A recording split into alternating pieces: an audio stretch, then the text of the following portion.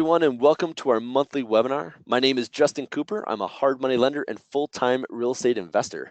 Each month, we bring in some of our friends in the industry to share their expertise. This may be through a presentation, like when we talk about self-directed IRAs or title insurance, or we may simply interview our expert friends and dive deep into how they got started, where their investing has taken them, and what they see coming, both for themselves and for the industry. Now, I want to say thank you to everyone who made it to tonight's event. We know that you're giving up some of your time, so Matt and I will do everything we can to bring you the value that you hope for. Now, this webinar is brought to you by Pine Financial Group. Pine Financial is Colorado and Minnesota's premier hard money lender. Pine focuses on the needs of Colorado and Minnesota real estate investors. We are investors ourselves, and we know what it takes to get deals closed. Everyone at Pine Financial Group is dedicated to the success of its clients. We only experience success when our clients are succeeding. So we have a habit of telling you when a deal should or should not be done. And isn't that what you want from a professional in the industry, especially someone that you trust as an advisor? You will benefit from our honesty and integrity when you choose to work with us. Now, tonight's webinar brings in a friend and investor, Matt Telinde. Matt is an investor, property manager, real estate agent in Grand Junction. He's flipped over 100 houses in the area, owns over 100 rental units, owns his own property management company, and has expanded his business into commercial real estate with a co-working space as well as assisted living facilities. He's also currently the owner of the Western Colorado Association of Real Estate Investors, Western Carry, which has over 150 members.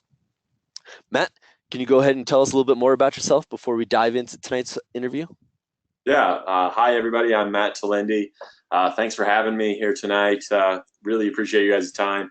Yeah, a little bit about myself. I'm an investor here in Grand Junction, Colorado. If you guys haven't been to Grand Junction, it's a great place. We have the Colorado National Monument here.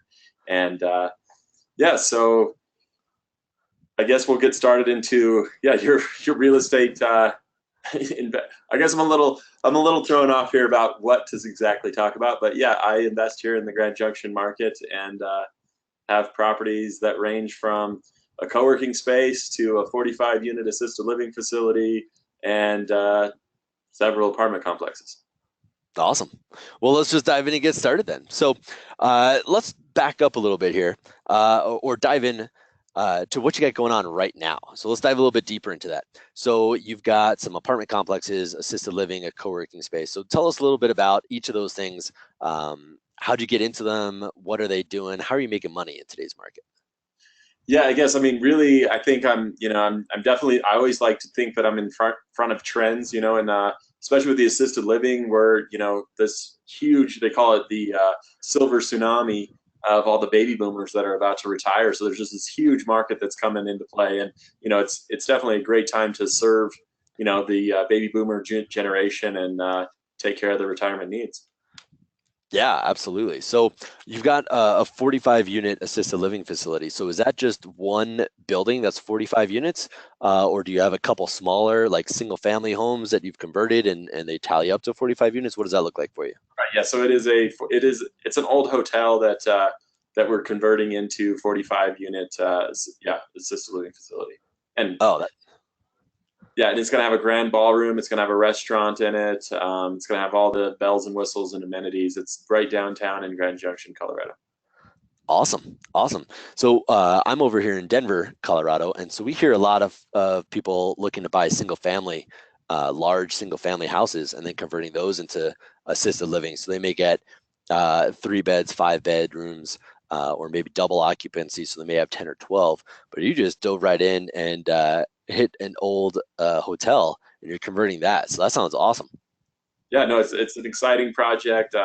I have 2 administrators that are going to run the project, and I'm really excited to get it off the ground. And yeah, it's going to be located at 104 White in Grand Junction, Colorado. If anybody's ever in the neighborhood, come stop by and see me. Awesome. And so you said they're going to run the facility. So is this up and operational? Is it under construction? Are you mid renovation? Where are you at on it right now? Yeah, so it'll be finished on at the end of June. It should be finished up. Okay, great. So it's under construction. Very good. And so what does that look like? 45, is it 45 beds? Is it 45 rooms? Is it single occupancy? 45 studio apartments is what we have going on there. And then I guess I could show you like other deals that I'm working on right now. But Yeah, I just put a 12 unit apartment complex under contract. I think that's more my bread and butter type investing. I think this is, kind of something I'm chasing a trend. And then the building that I'm actually in right now, if I could show, well, I could show you on my computer, but is a co-working space, and it's 22 unit office co-working space. And co-working is a really cool concept because, everybody can share the gigabit fiber internet and all the common areas, conference rooms and all that good stuff. Yeah, tell us a little bit more about what a co-working space is. Yeah, so right now, millennials love the what they call the sharing economy, and I don't know if in Denver you guys have great spaces like WeWork and you have Galvanized. If you have time, you have to go check out these spaces because it's really cool. And we're trying to bring it here in Grand Junction to, well, we're just trying to bring it to Grand Junction, but especially like these places that everybody can collaborate and work together and share ideas and really prosper. And really, I mean, we're lucky to have Justin and these guys come down from Pine Financial, just to talk about access to capital here in our market. Yeah, we're seeing that more and more. And the more people I think are exposed to the commercial real estate, if they want to invest in it, or just listening, similar to what you were saying about trends and stuff, it seems like the office building, the standard, you work for a big company and they have one big office building and everybody goes to that one building. The trend is that that's kind of going away. People are working from home, they're telecommuting more. And just the entrepreneur economy, it seems to be taking off. So people are starting their own businesses. Maybe they're solopreneurs, they're working for themselves, but sometimes they need an office space. And so a co-working space is a great thing where if you do work from home or you telecommute, it's a place to go in and have the conference table. Or if you're a solopreneur, you can have your own actual office that you can hold meetings in and go in, and you also are networking with a bunch of like-minded entrepreneurs and workers in a space like that. I think it's a great concept. It's I think like everybody should check them out just because you can, especially as a real estate investor, you can go in and you can look a lot bigger and your business is a lot more established than what it might be at that time. And it's good to have a good image. Yeah. And so what's the name of your co-working space? Called Vault Real Estate Community, and you can check us out at vaultgj.com. And so how'd you come up with the name? Actually, Scott came up with the name, and well, I mean, it's part of a bank, so it's not much of a stretch that we have a vault. And so, but yeah, Scott actually came up with the name and Vault Real Estate Community. That's awesome. I love it. Yeah. I've actually been there. Obviously, Matt knows this, but yeah, they've still got the huge vault door right there. So it's pretty unique. They took an old bank and converted it to co-working space. So great repurposing as well. All right. So obviously things seem to be going pretty well for you. You got the co-working, you've got the assisted living, you've got apartment buildings. But let's back up a little bit here. Take a few minutes and tell us how you got into real estate investing. Okay, yes. So yeah, this is a good story. So I was in the Colorado Army National Guard. I was actually attached to the 220th MP Company in Denver, Colorado, and got deployed to Iraq in 2003. And then I came home in 2004. And my best friend, while I was there, he lived in Grand Junction, and he said, "Hey, move to Grand Junction, come live in my basement." And so I, was like, "All right," I didn't have anything else to do, so moved there, and I decided to go to school at Mesa State here in Grand Junction, and I lived in the basement. And the owner of the home, put the house on the market, and I, was like, "Hey, well, I have a VA loan, so I'm going to use that." So I used the VA loan, and actually my buddy who was living on top of me, he became my tenant, and he was paying my entire mortgage with my VA loan. And I was like, wow, this is really cool. Like, I'm living for free and he's paying my mortgage. And before, I was paying rent. And I got this super low 30-year interest rate, so I just loved it. And but then yeah, so then in 2006, everybody here in Grand Junction was going out into the oil field, and so I got a job with Scientific Drilling. So I started working for them, and I was making really good money with them. And I was reading books about how to get real estate. Everybody, if you haven't read it, definitely read Rich Dad Poor Dad. That's like a life changing book for me. So I was reading real estate books out while I was working, which I was working in the oil field. And we were working 6 weeks straight, and and then the day Obama got inaugurated, I got laid off, and so and then I went back into into the market, and I was working all the time, so it wasn't like anything crazy for me to go out and really hustle deals. And I started putting like HUD foreclosures together with buyers. So like whenever the economy is really bad, all the stuff that was on the HUD foreclosure list, they would allow buyers to buy for $100 down. So I was putting all these deals together, and my deals kept falling apart because then the FHA appraisers would go out there to appraise the properties, and they would say, hey, well, this needs repaired or that needs repaired. And actually, a few times I just came out of pocket and fixed those things, which I shouldn't have done now, but I did it. And so, anyways, they kept falling apart. And so finally, I just decided, okay, well, I'm just going to raise the money, from private investors and guys like Justin, and then we're going to go in, buy these properties, fix them up, find the buyers, and then sell them to those buyers. And then that's how I flipped all the houses.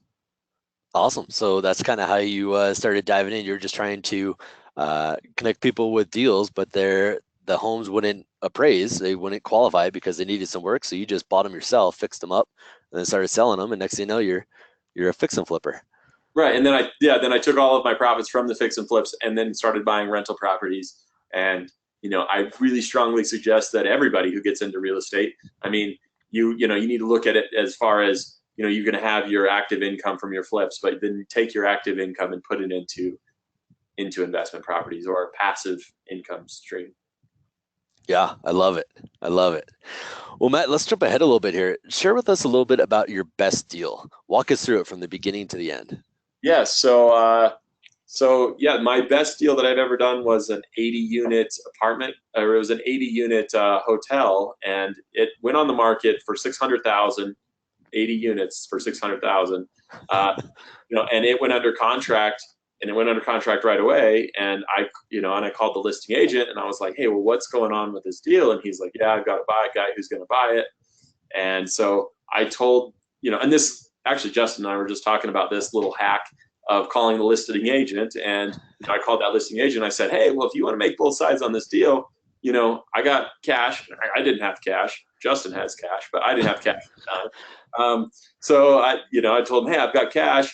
If anything happens with that deal, you call me and we'll close on it. No problem at all. And, somehow the other contract went by something happened there with the inspection or something. He called me, we closed on the deal.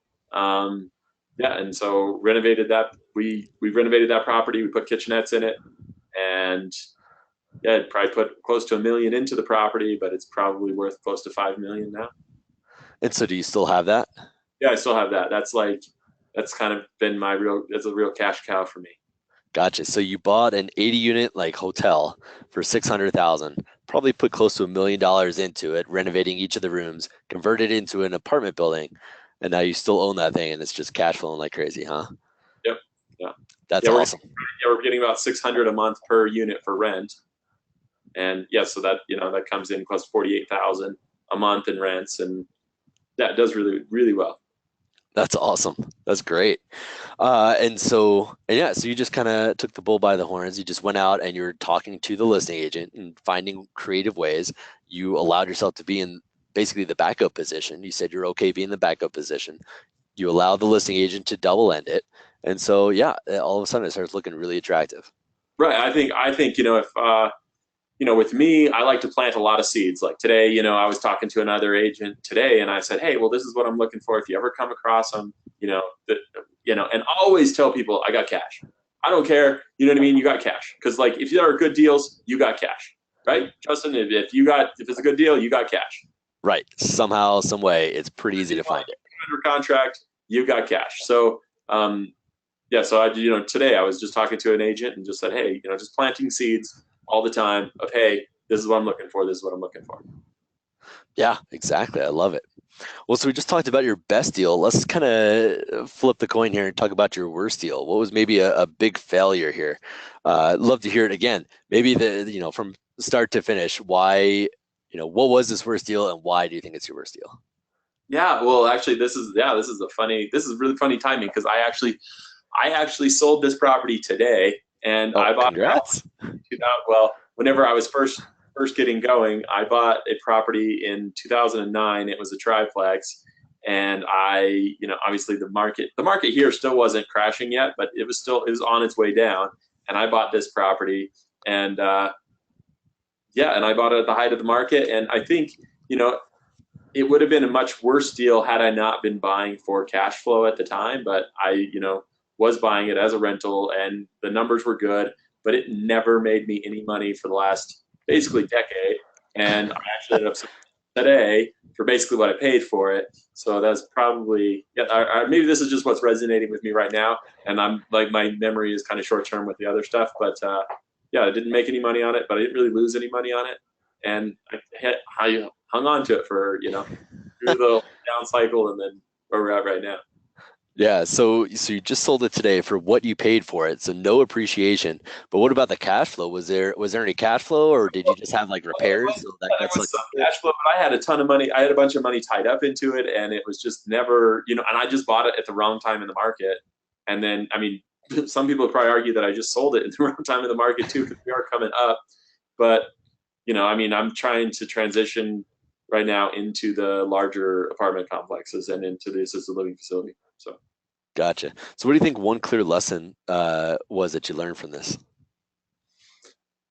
Yeah, I think that this one will be something that's played out. Maybe ask me 5 years from now, and I'm probably going to say I should have held on to it, because like that's what, like, I mean, the thing is I've talked to a lot of like old timers, and they're just like, hey, you just buy it and you hold on for dear life through the thick and the thin, and you just you hang on, hang on, hang on. But yeah, I don't know. I think that's a question we'll have to get back to down the road. Sounds good. Yeah, I hear the same thing. Their biggest regret is selling, anything. If looking back, hindsight being what it is, it always seems to make more sense to just buy and hold for as long as you can. But, I mean, at the same time, you're doing what's right for you right now, right? You're focusing less on the smaller, single family, duplex, triplex like this one was, and you're focusing on bigger things. So selling this, getting it off your books, freeing even just the mental space up to then focus more on the other things, it makes sense for you right now. So absolutely, that's what you got Right. to I mean, do. all the houses I flipped, all those 100 houses that I flipped, do I wish I had them right now? Yes, I do. But I couldn't have bought this other stuff without selling it. So really, I guess you just got to look at it like that, and it's fluid. Exactly. Well, so at some point in your journey, a light bulb must have come on and you had that aha moment. Something clicked and you said, this is an awesome idea. So what was that aha moment? And let's hear about, what led up to it. Maybe we Yeah. already So did. Maybe it was yeah, that no, first so one. yeah, this is kind of going back to my journey of flipping all of the houses. And so whenever I was doing the $100 down HUD foreclosures, the list here in Mesa County was probably 120 long. And at any given time, I probably had like 20 of them with buyers like tied up. And the reason like I was trying to sell them was HUD offered a 5% commission on the deal. So they offered a 5% commission. So I was like running around trying to show all these buyers. And most of my people, I would run like ads on Craigslist of just like $100 down. And then, like I was kind of a newer agent, so I didn't know exactly. So I was just grabbing people and just seeing who would stick, right? Like, you know what I mean? Let's try and get you $100 down HUD home. And people, everybody was trying to get one because, it was only $100 down is the closest thing to like subprime at the time. And so after I decided to start, like I started getting all this private capital to buy the houses, I was like, aha, I was so motivated by this 5%. Why don't I offer the same thing to the real estate agents? Because there weren't that many buyers in the market. So what I did was I started 5 Points Real Estate, and I offered a 5% commission to the buyer's agent to bring me buyers. So that's how I flipped a lot. Well, I had agents just bringing me buyers to buy those houses. That's So awesome. yeah. That's awesome. So you've had quite a journey so far. I mean, you're not anywhere near your end, I don't think, but have you had one of those I've made it moments? Yeah, I mean, I think like, once that 80 unit leased up, that was definitely like I made it moment, because it like felt like, oh well, here's basically the profit from flipping a house every single month in rents. And that was a very made it moment. But like I think being like coming from a very I grew up with six children, or not six children, but I grew up with five siblings, and grew up very very poor. And so I think that there's like that poor kid in the back of my mind at all times. So I don't know if I'll ever think that I've made it. Yeah, I completely understand that. So let's dive back into back to your journey there. So you find the HUD homes, right? The market's changing and converting, and you're locking these things up, and then you start doing the flips yourself. When did that 100 flips transition into the larger apartment complexes and the multi-units, and that how was that pretty quick and easy? Was that like a line in the sand type thing, and you jump ship from one to the other? No, I was more or less just taking all of whenever I would make a profit from one of my flips, I would just keep using the investors' money over here. Just always use my private investors' money for my flips, and then whenever I turned a profit, I would just go buy, fourplexes, and I've got fourplexes and a 10plex, a 26plex. So I've just used those as down payments to go, and a few of those deals are owner finance type deals where I found a seller who he just wanted a down payment. He'd carry the apartment complex. That's awesome. So when and how did you make that jump into the multifamilies and then the larger multifamilies? Was it just kind of, you started with a triplex and then a fourplex comes up and that doesn't seem that big, and then there's an 8 unit and that doesn't seem that much of a jump, and it just kind of went like that? Or was it like, Yeah, oh well, wow, here's an 80 unit, let's just dive in? right. Well, I had the goal of owning 10 rental units, and I got a triplex and two fourplexes, and I was there. And then I was like, okay, well, that's pretty cool. Like, let's own 100 units. So that was my next goal, was to own 100 units. And then, and then I got to 100 units. Well, I got to 150 units, and then honestly, I got divorced, and I decided I was going to retire once I had 150 units. So I did, like, kind of took a whole year off, and I retired. But I turned over all of my stuff to a management company here in town, and they ran like a fast track program, and they basically fast tracked meth heads and felons into my properties, and we were having like 10 evictions a month. And yeah, it was brutal. So I jumped back in, taking taking the management piece back, and that's whenever I bought Real Property Management Franchise with my partner Scott, and we've been running my portfolio and his portfolio, and we've been helping other people here in Grand Junction, and we're very owner related, or we have a very owners first, so we really are looking out for our owners, of their rental properties, and making sure that we want them to be able to build their own portfolio with us, as opposed to the other property management companies who, it just seems like they really, like the management company I had, they would charge $49 to a tenant just to go look at a property,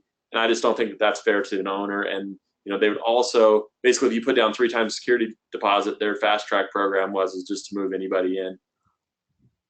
Yeah, yeah, you're coming from a very different mindset, I think, than a lot of property management, because you're an owner investor yourself, right? Right. So what's going to, when you're looking to help another owner investor, you're coming with your own experiences of having up to 150 units as well. So yeah, it's easy for you to have those conversations, and to walk them through what you're going to do, because that's exactly what you wanted to be doing for yourself.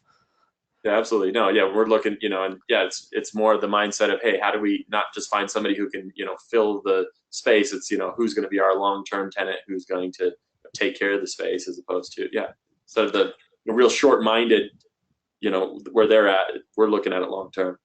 Yeah, yeah, exactly. So I mean, with the quick turnovers, yeah, there might be a couple extra bucks from the new lease up fees and Right. those types of things. But really, I mean, we're all in it for the long haul. And if you find the right tenant, you're still, as a property manager, you're going to get your little cut each month, with hopefully very little headache, right? If you got a good tenant and they just pay every month, and you take whatever little percentage that is, you get enough of those good tenants, enough of those properties, it makes sense, right? It can be a good, solid business.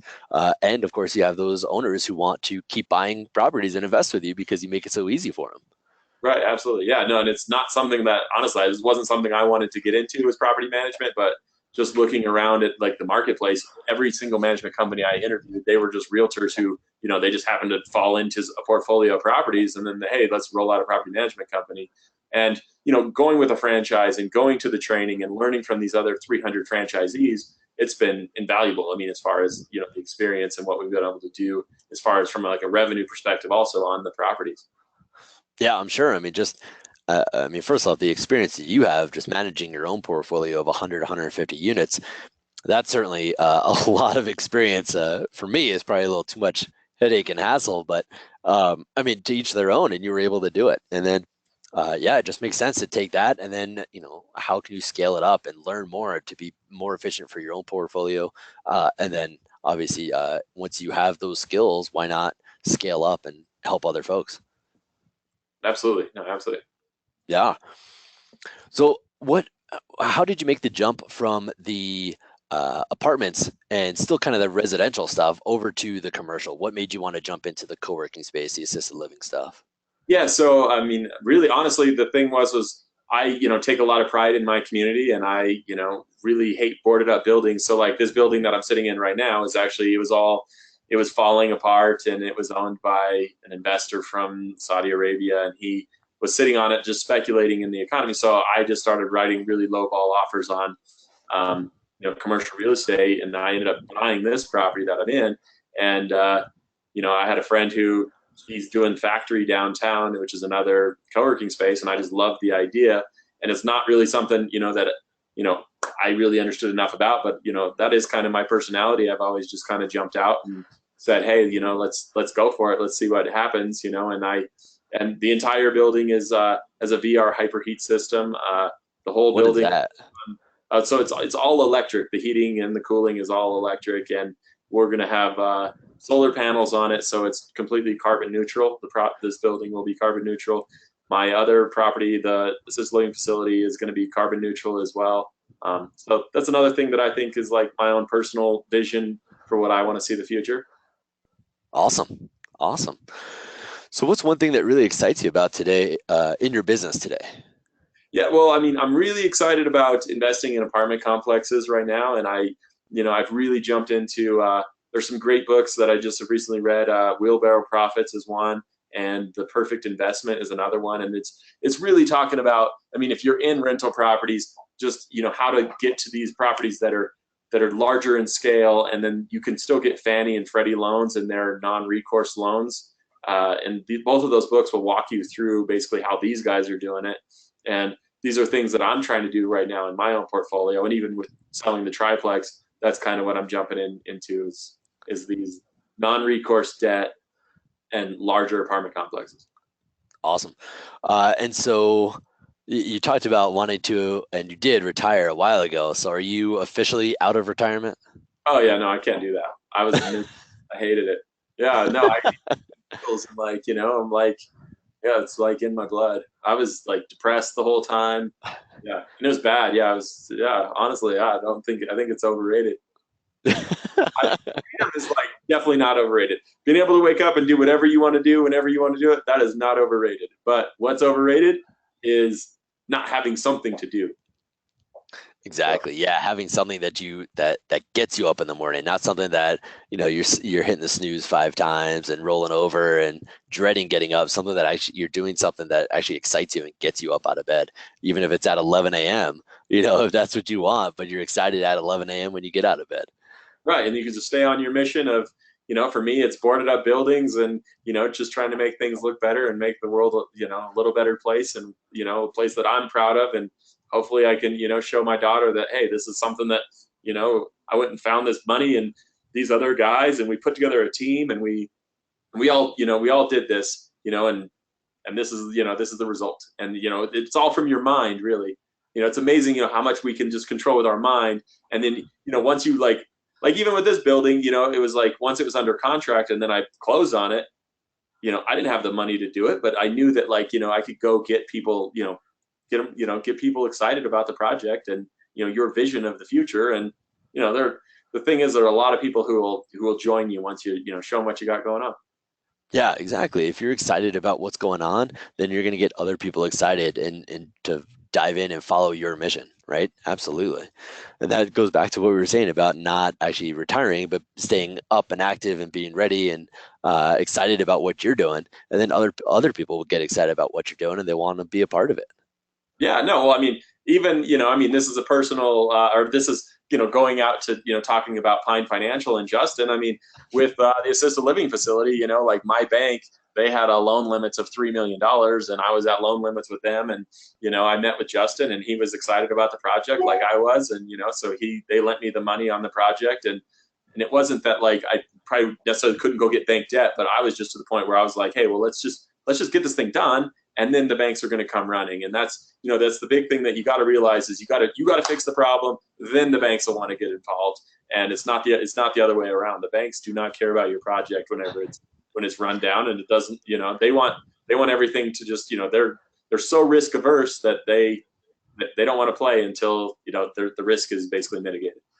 Yeah, and so we lend on a lot of new construction over here in Denver, and we're seeing that all the time because in the office we're doing our own deals as well, and so we see that we're trying to get bank financing if we're building some row homes or townhome development, could be similar in size and scope, dollar wise, and trying to get bank financing, and it's not easy. They want pre-sold units. They want they're talking about loan to cost, not necessarily loan to value, right? You got to have big down payments. They're not going to come in until the plans are done. Maybe even the some of the units are pre-sold. So yeah, they don't get as excited necessarily as the hard money lenders, the private money lenders, and that's why there's a need and a niche for them. So yeah, just because you can get bank financing doesn't necessarily mean that you should, or that the timing will work out for that. So yeah, all of that stuff I think is super important just to understand, right? There's a right time and a right place for all those different types of options, and Right. understanding that will let you grow. A lot of deals that you're going to come across. I mean, if you can tell somebody, hey, well, I can close in a week, then you're going to move all the way to the top of their, definitely you're going to move to the top of them accepting your offer. Yeah, absolutely. So all right, well, I think we're going to start winding down a little bit here. So I got a couple more questions here for you. What might be the best advice you've ever received? Okay, so well, in real estate, I guess is what we're talking about. It could be in general, real estate, not real estate. Yeah, well, I mean, obviously it's a real estate webinar, so we won't get into anything personal. But yeah, the best advice I've ever received is to invest for cash flow. Cash flow is king. Never ever forget it. I mean, I've got a couple builders actually here in my one guy's office is here, and in the '08, they had if you're investing for appreciation, whenever the tides go out, so to speak, then you're going to be in if you're just all appreciation, then you're going to be in bad shape. Yeah, awesome. So what was those two books that you had just mentioned? I think it was a wheelbarrow or something, and Yeah, Wheelbarrow Profits and The Perfect Investment. the perfect investment. Gotcha. Uh, And so, what are some personal habits you believe that have contributed to your success? Reading is I think the more you read, I mean it's crazy because there are so many people out there who have already done it, and I subscribe on Audible just so I'm like forced to have those credits, and like I think I think that's such a great thing, and it just gets your mind right because it's like it's hard sometimes to just go out there and I mean especially like in my own world and dealing with a lot of the tenants that we have. It definitely drains on a guy, and it's like, hey, to just reset yourself, just listen to a book and listen to people who are doing it at a big level. Yeah, I love it. And I mean, a lot of us as real estate investors, we're in the car so much, driving between our different properties, going to look at properties we're trying to get under contract. So there's a lot of drive time. So Audible podcasts, I think it's a great way to keep learning and expanding and keep that mindset. Whether it's dealing with tough tenants or whatever it is, just keep growing. I love it. So, do you have an internet resource, maybe like a Dropbox, that you love and that you would share with our listeners? Yeah. Well, if you're not on BiggerPockets, you should definitely be on BiggerPockets. That's I mean, if that's an internet resource that we're talking about, yeah, definitely BiggerPockets. I like it. So biggerpockets.com. Yeah. So looking back, what advice would you give yourself when you were just starting out? I would tell myself to go bigger faster. I would tell myself to like go buy the bigger deals. There's no like, you know what I mean? Like the thing is, everybody thinks that there's like this barrier of entry where you got to do a single family home, and then you could move up to a fourplex, and then from fourplex to a tenplex, then a tenplex. And like where I'm at now is I'm looking for apartment complexes to buy, fix, and flip, and it's in a lot of ways the apartment complex is so much simpler than a house, just because the house. I mean, you don't have any revenue at all with the house. With the apartment complex, if I have let's say I have a 12 unit, I'm only going to be turning over one unit at a time or two units at a time, and I still have some cash flow to carry that payment. Oh, it's awesome. I love it. Yeah, it's we hear all the time that, when you're starting out as an investor, you got to start with the wholesaling, right? And then fix and flips, and then maybe you'll get into rentals, and hopefully someday you'll become a commercial investor, maybe own apartments. But I agree, you don't necessarily have to do that. I see these people who are passionate about commercial for whatever reason, but they feel like they have to start by wholesaling single family houses. I just tell them to throw that out. You have to learn how to do residential real estate. So why not just learn how to do commercial real estate and just dive right in? I completely agree. I mean, yeah, there's definitely. I mean, I think that whenever you're getting started out, you just think, oh well, I got to go through each one of these doors before I can go on to the next, and it's just not true. Yeah, I agree 100%. So if you could recommend one book for our listeners, what would it be? You've kind of already mentioned a couple, but I guess I've given three. I said Rich Dad Poor Dad, and then fair yeah, enough. yeah. I guess I got three there. Give me those again. What was the first one? Rich Dad, Poor Dad? Rich Dad Poor Dad, Wheelbarrow Profits, and The Perfect Investment. I And like both it. of the other two are about like large apartment complex investing. Gotcha. Gotcha. And so we're kind of, I guess, just talking about this, but how much time did you put into your real estate education?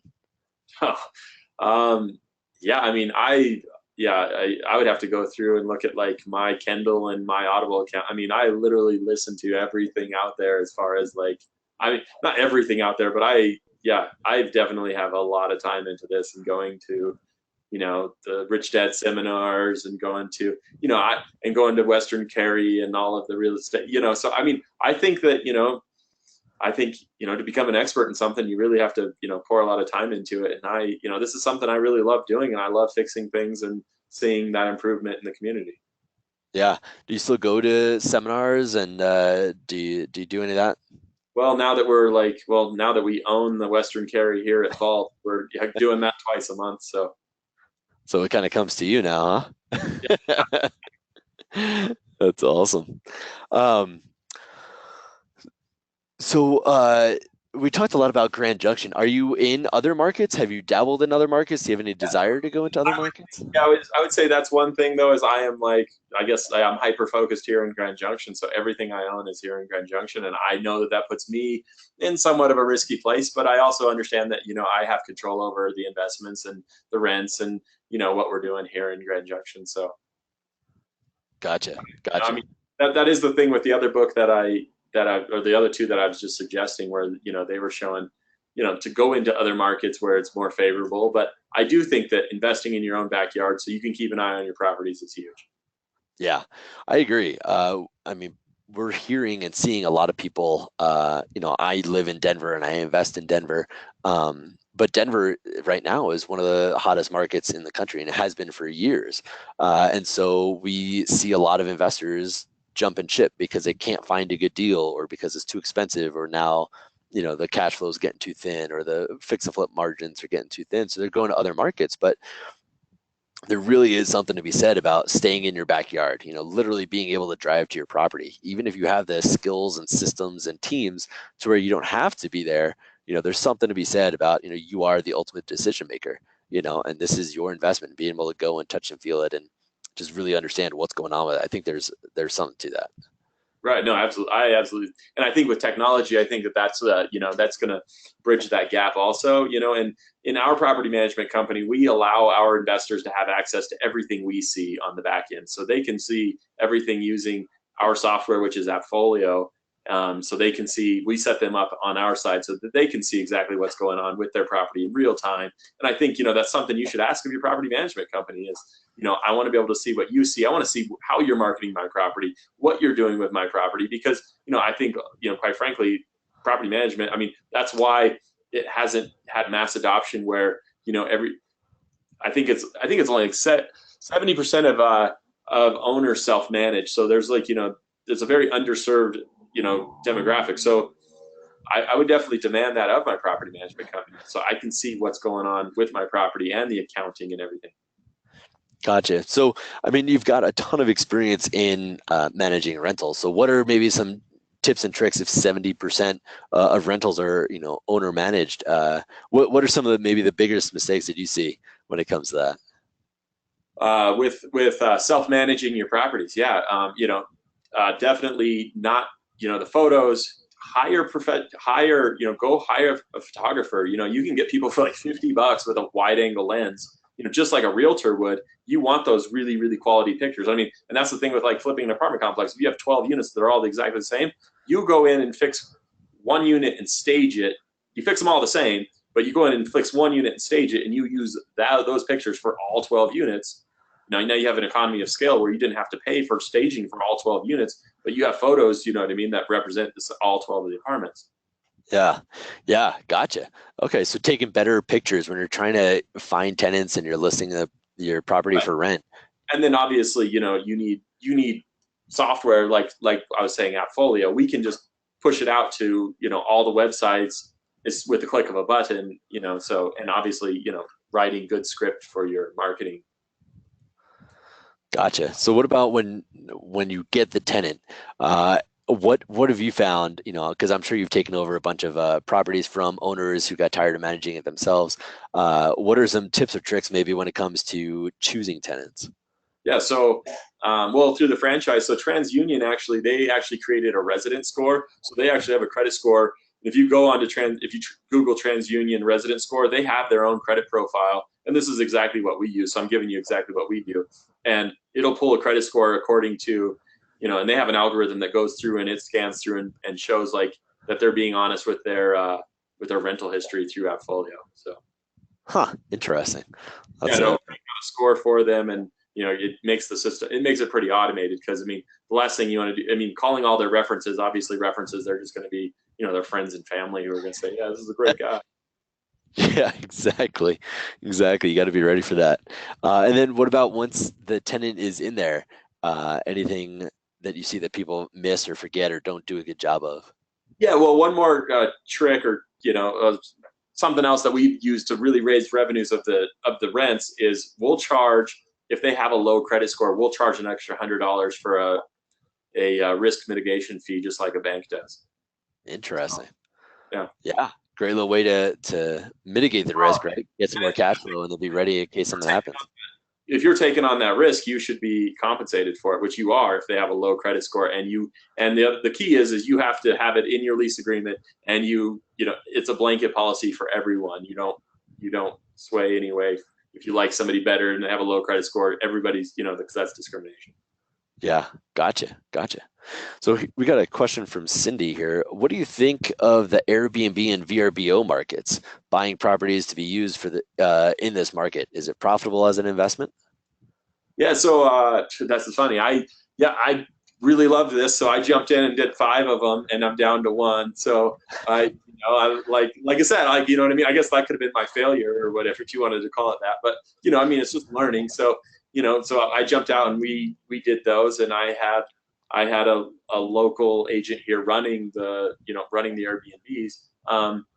And I think it's a great opportunity. I just think it's, you're going to have a lot of time. You have to spend a lot of time.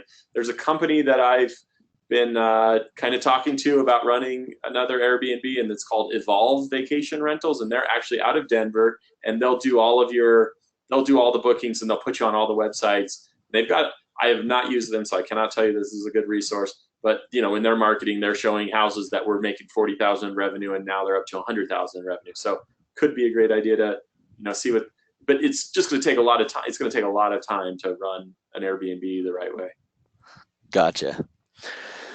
Some other questions here. So when you got started, were you wholesaling? Were you doing lease options? Were you just were you being a real estate agent with those HUD homes? Real estate agent with the HUD foreclosures, and then trying to put people into, and then also whenever I was buying the HUD foreclosures, I was buying them as an investor. So I was waiting for them to hit the investor list, which most everything was, just because nobody was buying anything at that time. Gotcha.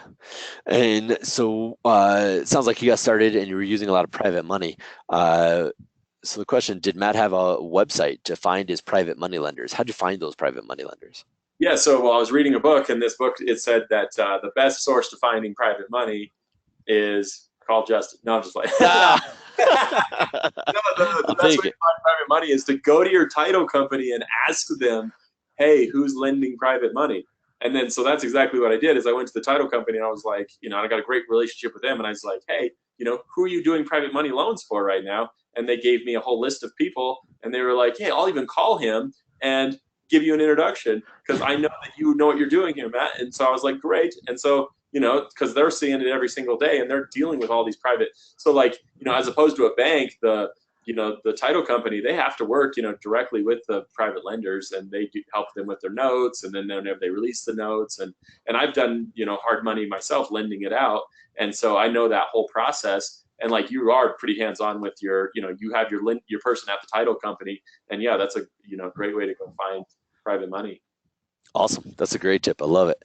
Uh, Not that I want anybody to use it. Of course, I want them to come to Pine Financial, but it's just a tool, right? You got to have more than one tool. So what is the approximate NOI on the 80 unit property? If you don't mind sharing some details, I guess. Yeah. Yeah. I think we were at like 350,000 this last year for 2017 was where I was at for NOI. Gotcha. Gotcha. And what else we got here? So here's an interesting one. Would it be okay to use my 401k as a down payment on my first rental property? And what are any risks involved? Also, what about Section 8 properties? What's the process? Maybe we'll start with that first half, using a 401k as a down payment. What do you think about that?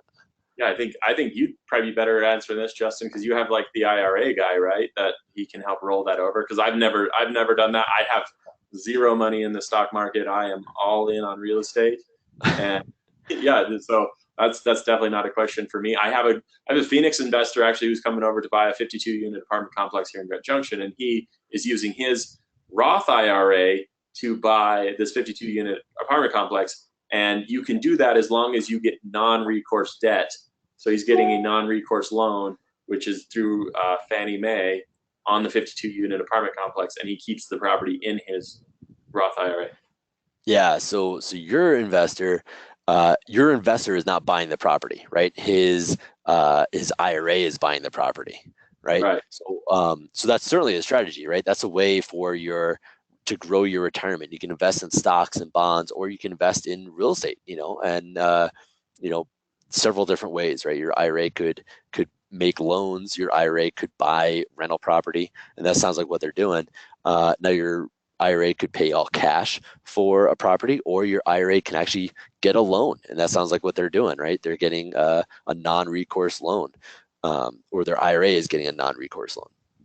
So that's certainly a strategy. But I think this person is wondering just about the down payment, not necessarily having the investment be in their 401k, but just using those funds as a down payment. So I think Right. that you might be able to do that. I'm not I'm not super sure on that. I would definitely be consulting a mortgage lender, find out. Obviously, we don't know much about the situation and the scenario, so if you want, feel free and reach out. Maybe more so to me than to Matt. I don't know if Matt would want to help chat with you. Maybe if you're in Grand Junction or looking in Grand Junction, Matt can have the resources to help guide you through that. But talk to a mortgage broker. If you're going to be getting a regular conventional type of loan, talk to them and find out how your down payment can come from. Talk to an attorney and make sure, and your CPA, and make sure you're doing the right things, because the last thing you want to do is pull money out of your 401k and then be hit with a massive tax bill that you don't have the money to pay because you invested all the money. So make sure you're checking all those boxes, talking to your team, your power team, right? We talk about that a lot as real estate investors. Pull in all these different people and have a powwow. If there's a way to even get them all at the same table or on the same phone call, because each one of these team members may have a different point of view on this. So make sure you're talking to all of them about how this can work, how it should be structured to obviously get the most impact for you and your rental properties. But the second question, I think, Matt, is certainly something you can dive in on. Section 8 properties. What are your thoughts on around Section 8? Yeah. So whenever we took back the portfolio, we inherited a bunch of Section 8, tenants, and yeah, quite frankly, I just didn't like it. So we ended up, we created a blanket statement that we weren't accepting Section 8, which you can do, and so we've transitioned away from Section 8. I mean, if the economy changed, I think I would probably change my stance on that because I would need to fill units. With Section 8, I mean, it's a great program, but it's if you don't check all their boxes, then they can withhold rent from you, and it can become kind of a pain. And Yeah, a lot of times the tenants are that they definitely don't respect your property. Is what that's been my experience. yeah, I've seen both sides of it. I haven't had a whole lot of experience with Section 8, but um, they seem to be professional tenants sometimes, Nice. so they know the system, they know the rules. So if you're working with someone like Matt, who is a professional property manager and who has the systems and the processes and all these things, maybe that's not going to be an issue because they know the rules and regulations just as well as their tenants. But if you're self-managing, maybe you don't, and they may be exploiting you. So you got to make sure that you're hip on all the different things that they've been exposed to potentially for years and years in the process. Um, I just got hit with probably close to $1,000 in repairs because I have a Section 8 tenant. They've been in there for a year and a half, and over that year and a half, the property has kind of gone down in its quality. But to keep the property eligible for Section 8 and to keep Section 8 paying their portion of the rents, the property has to be maintained to a certain level. And so they came in, Section 8 did, and did an inspection, and there's just a laundry list, all like little stuff, but it took a handyman like 15 hours to do some stuff. They had to call in an actual plumber to make some little repairs. So the next thing I know, it's $1,000 bill.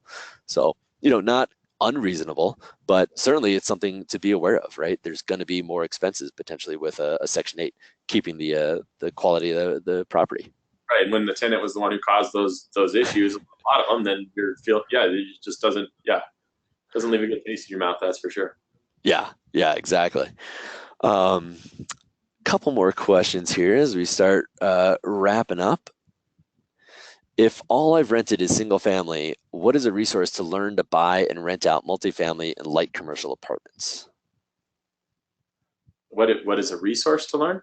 Or Yeah. What is a resource to learn? So maybe if those books that you had mentioned were big on just learning about buying and renting, maybe managing those things, maybe drop that name again, or if there's a different book, or maybe if you went through a course, a seminar, if there's a guru on that. that Wheelbarrow Profits is a really good resource. That book is a great book for renting out.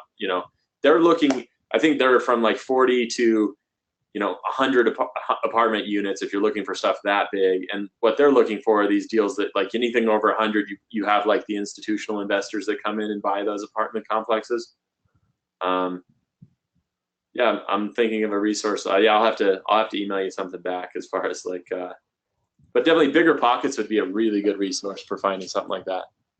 But Yeah, and the other thing is if you're going to self manage, I mean, there are lots of softwares or software. There's Appfolio is the one that we use that I really like.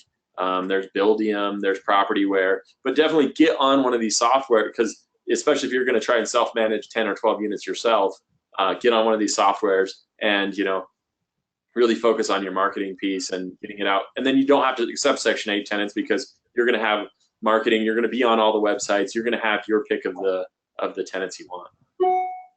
yeah, absolutely. I agree. I think Pockets is a great place to start because it's free, right? Tons of articles. You can start asking these questions in the forums and have potentially a million eyes a month, looking at your questions. So that's a great place to start. But I'm sure if you just Google, specifically what you're looking to learn about, you'll find books and courses and all kinds of great stuff.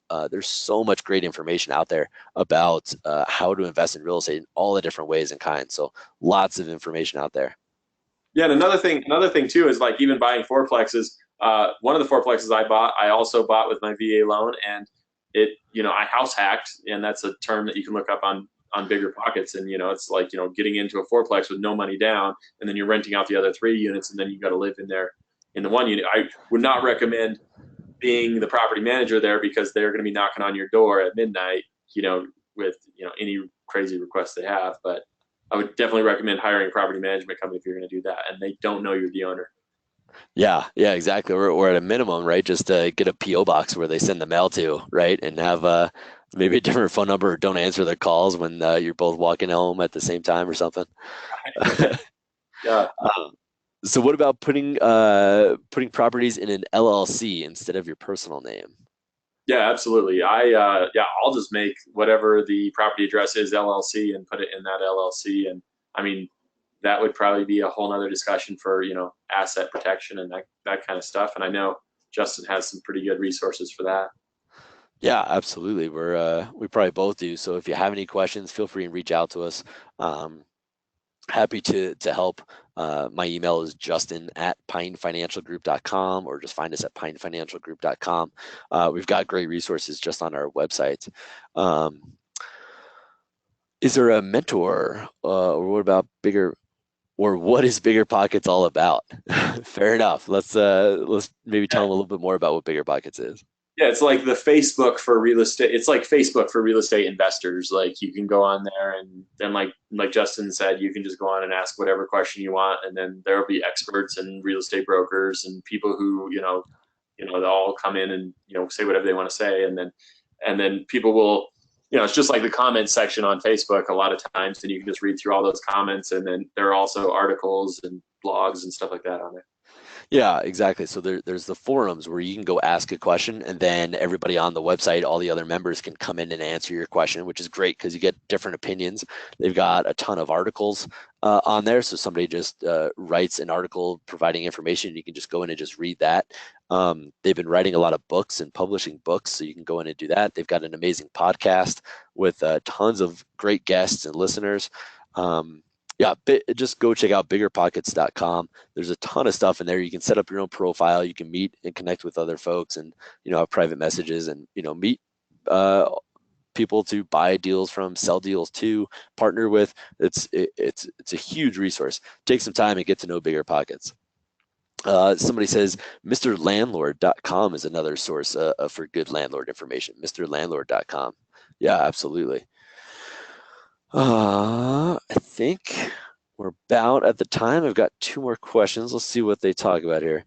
What about group fund investments in real estate instead of stocks? Example, Fundrise, an online platform that allows you to invest directly in real estate portfolios. Matt, do you have any experience with any of those? I do not. I mean, that's something I've been looking into is the crowdfunding platforms and Fundrise, and you know um, I've thought about like trying to get some of my projects on those platforms. And I mean, the thing is like if you check out that book, The Wheelbarrow Profits, and the other one, like what these guys do is they're able to go in and get the down payment and buy like say this 50-unit apartment complex, renovate it, rehab it, then go back and then refinance the note and get all the investors cash out. It's a lot like what Robert talks about in his Robert Kiyosaki talks about in his investments, where it's like that sounds unbelievable, but people are doing it every day if you have the right financial education how to do it. Yeah, exactly.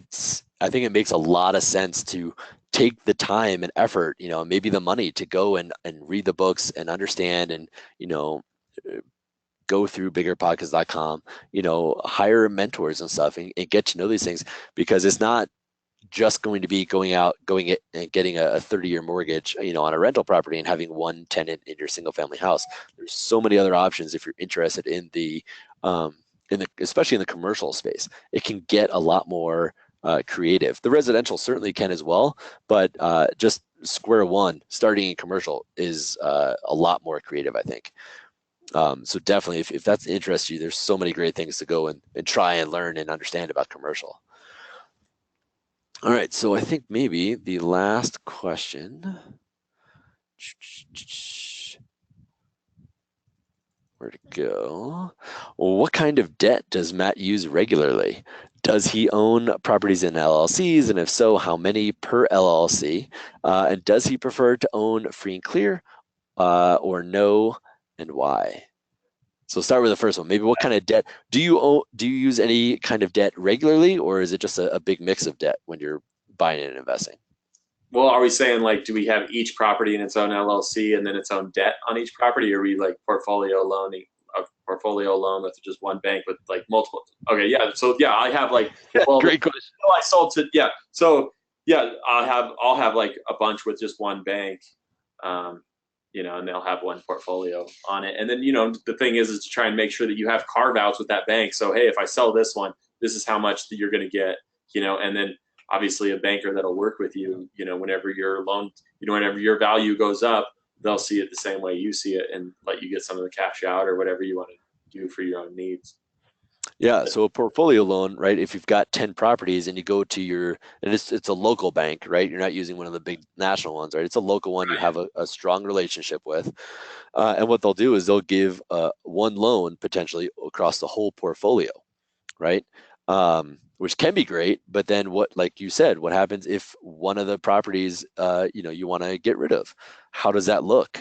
Potentially it could be all proceeds. You can sell the thing, and the bank will let you sell it out of that portfolio that you have. But maybe the bank says every dollar that you get actually goes to pay down the loan, right? Or like you said, the carve out, what percentage of that? So you got to make sure you understand those things if you're interested in doing something like that, because that can really change it. You may think, I'm going to sell this dog, I'm going to get a couple bucks out of it, it'll be great.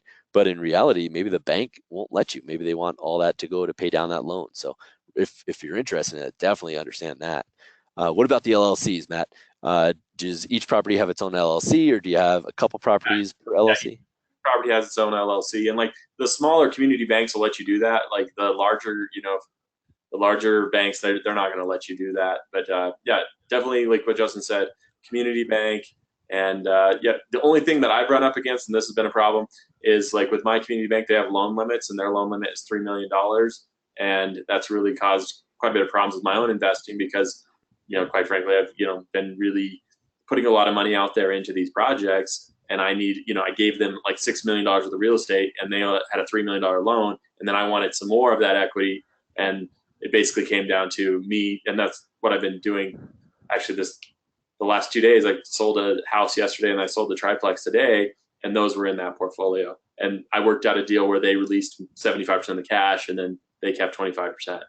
So Yeah, excellent. And so you bring up a good point, right? If you're financing with a local bank, then they may be able to give the LLC the financing, because if the LLC is the buyer, right, can the LLC qualify for financing? And what does that look like, right? If your IRA is going to buy a property and invest, yeah, can your IRA get financing? If you're just going to use like a regular Fannie Mae loan on a single family house, they will not allow an IRA to buy it. You personally have to buy it.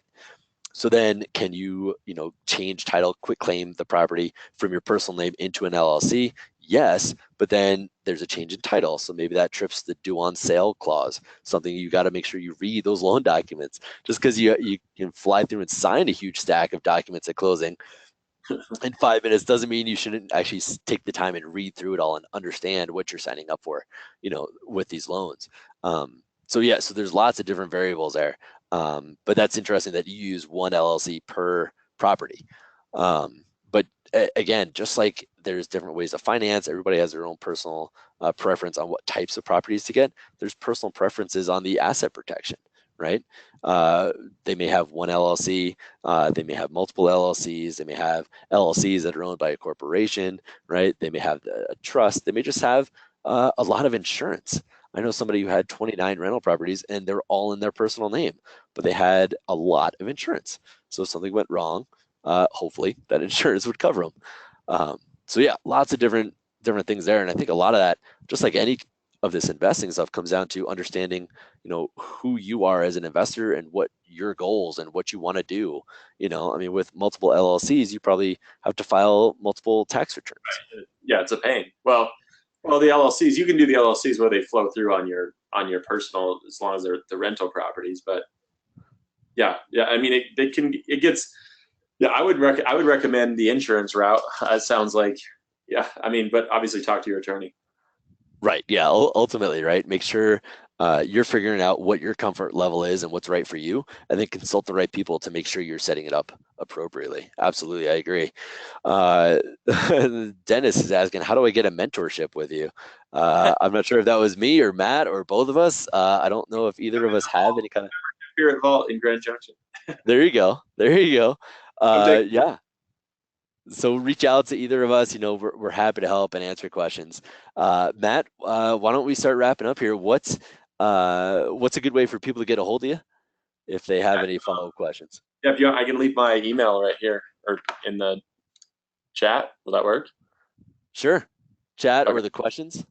Okay. Or I'll send it to you, and you can send it to your members if that works. Yeah, that'll work just fine.